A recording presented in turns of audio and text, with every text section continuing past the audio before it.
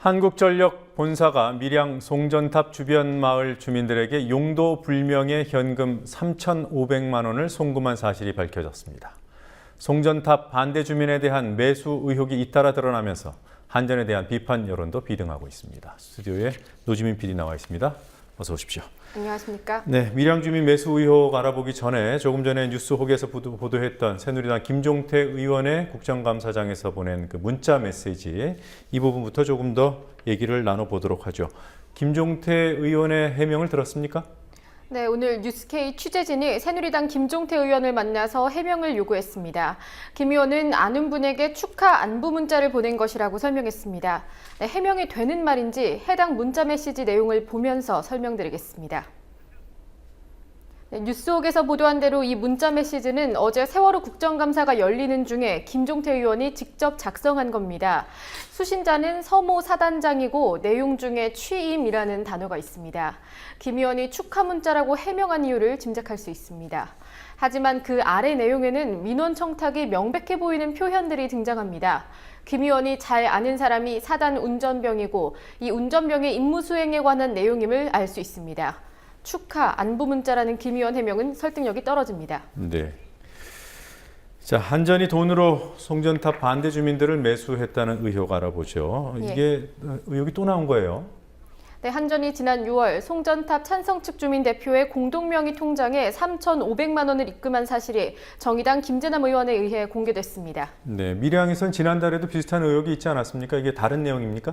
네, 지난달에도 밀양 송전탑 반대 주민들에 대한 매수 의혹이 불거지기는 했습니다만 당시에는 한전 시공사 측을 거쳐서 마을 이장에게 돈이 건네졌던 거고요.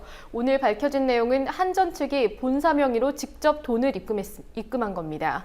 네, 지난달 이른바 청도 송전탑 돈봉투 사건 이후 한전의 주민 매수 논란은 벌써 세 번째입니다. 네. 그러니까 지난 두 번의 매수 논란에서는 뭐 시공사, 경찰 이렇게 중간에 중개인이라고 할까요? 이렇게 거치는 게 있었는데 이번에는 한전 본사가 직접 보낸 것이다. 이게 확인된 사실인가요? 네, 화면을 통해서 입금 내역을 직접 보시겠습니다. 네. 네, 송전탑의 상대적으로 우호적인 마을 대표 5명이 공동명의로 개설한 통장의 사본을 보고 계시는데요. 보시는 대로 6월 27일에 한전 본사의 명의로 3,500만 원이 입금됐습니다. 그리고 오른쪽에 적혀있는 숫자는 지점 번호인데요. 018번 지점, 한전 본사가 위치한 서울 삼성동의 농협으로 확인됐습니다. 네. 그리고 조금 전에 보니까 그 3,500만 원 입금 밑에 2,500만 원이 출금된 듯한 그런 내역 같은데 출금이 맞습니까? 네, 마을 대표 측이 이 돈을 문화상품권으로 바꿔서 주민들에게 전달할 예정이었는데요. 송전탑 반대 주민들의 반발로 인해서 전달은 무산됐습니다. 그러니까 출금은 된 거고요. 예, 맞습니다. 네. 한전은 어떤 입장을 내놨습니까? 네, 한전 측은 이 돈을 힐링 비용이라고 해명했습니다. 네, 송전탑 건설에 대한 주민 협의가 이뤄진 뒤 지역 주민이나 이해관계자 협의 또는 각종 행사 지원을 위해서 책정된 민원 대책비라는 게 한전의 주장인데요. 하지만 김재남 의원은 송전 설비 보상 관련 법률 또는 한전 측의 보상 관련 내규에서도 근거를 찾아볼 수 없는 돈이라면서 검찰의 수사를 촉구했습니다. 네, 힐링 비용 이름도 잘 짓습니다. 예. 한전의 자회사들에 대한 논란도 있어요. 한국발전교육원이라는 곳이 있습니까? 예. 네, 어떤 논란인지 좀 설명해 주시죠. 네, 먼저 한국발전교육원은 한전의 5개 자회사들이 전력산업의 핵심 인재를 양성하겠다면서 설립한 직업능력 개발 훈련 기관입니다. 발전교육원에는 5개 자회사가 추천한 교육원장을 비롯해서 자회사 출신 또는 현직 고위 간부의 파견 인원 등이 임직원으로 있는데요. 한전 자회사가 매년 130억 원 이상을 지원하는 데다 고용노동부 측이 A급 기관으로 분류한 이 교육원, 실상은 임직원들의 근무 태만으로 얼룩져 있다는 지적입니다. 네, 이 근무 태만 어떤 사례들이 있습니까? 네, 먼저 교육원장의 출근 기록부를 보면서 설명드리겠습니다. 네, 한눈에 봐도 빨간 글씨가 상당히 많은데요. 네, 출장이나 휴가로 인해서 출근하지 않은 날을 표시한 게 빨간 글씨인데 파랗게 정상 출근을 표기한 날과 맞먹습니다. 네, 교육원장은 올해 상반기 40건의 출장을 갔는데 출장을 입증할 서류는 한 건도 없었다는 것이 김 의원 측의 주장입니다.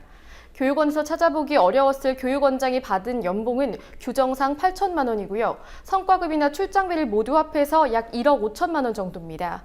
또 다음 화면도 있는데요. 보시겠습니다. 네, 지금 보시는 것은 교육원 임직원들의 외출 기록부입니다. 오후 서너 시 이후 개인 용무로 외출하는 사례가 상당히 빈번한데요. 복귀 시간이 퇴근 시간과 거의 맞물리는 것에서 볼 수 있듯 조기 퇴근으로 추측되는 기록들이 눈에 띕니다.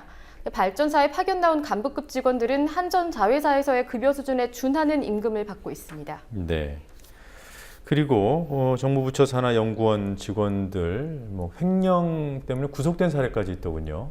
네, 검찰이 미래창조과학부 산하 한국원자력연구원 직원들을 횡령 혐의로 수사하고 있는 것이 확인됐습니다.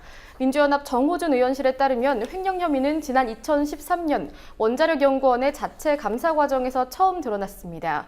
연구원들은 받지도 않은 물품을 수령한 것처럼 서명하거나 외상으로 연구 물품을 거래한 뒤 대금을 결제받는 등 6년간 총 65건의 허위 구매 요구서를 작성했고요. 이런 과정을 거쳐서 횡령한 금액이 12억 원에 달하는 것으로 추산되고 있습니다. 지난해 연구원의 의뢰로 수사를 진행해온 경찰은 올해 1월 검찰에 수사를 이첩했고 검찰은 이번 달 초 1명의 연구원을 구속하는 등 수사를 이어가고 있습니다. 네. 그리고 한전이 100대 대기업에 할인해준 전기료가 있어요. 그게 2조 원이 넘는다고 하더군요. 네, 민주연합 추미애 의원이 공개한 자료를 분석한 결과 100대 대기업이 원가 이하로 할인받은 전기요금이 지난 한 해에만 2조 500억여 원으로 확인됐습니다. 그중에서도 상위 10대 그룹의 할인 규모가 두드러졌습니다. 네, 할인을 가장 많이 받은 그룹은 삼성그룹으로 약 4천억 원의 전기세를 절감했고요. 현대자동차와 LG그룹, 포스코 등도 2천억 원대의 할인을 받았습니다. 이 10개 그룹의 할인액을 모두 합하면 1조 5천억여 원, 네, 100대 기업 할인액 중에 75%가 이 10대 그룹에 집중돼 있었습니다. 네, 반면에 사회적 약자를 대상으로 한 할인액, 즉 장애인과 독립유공자 기초수급자 등에 대한 할인액은 2,500억여 원으로 100대 대기업 할인액과 비교하면 12% 수준에 불과했습니다. 네, 이거 전기세 할인해 준 것만 다 얻었어도 재정 적자 얘기는 상당히 들어갔을 것 같아요. 예. 자, 일본 정부가 결국 이 산케이 신문 수사의 유엔 대응, 그러니까 대응을 좀 확대하는 그런 느낌이에요.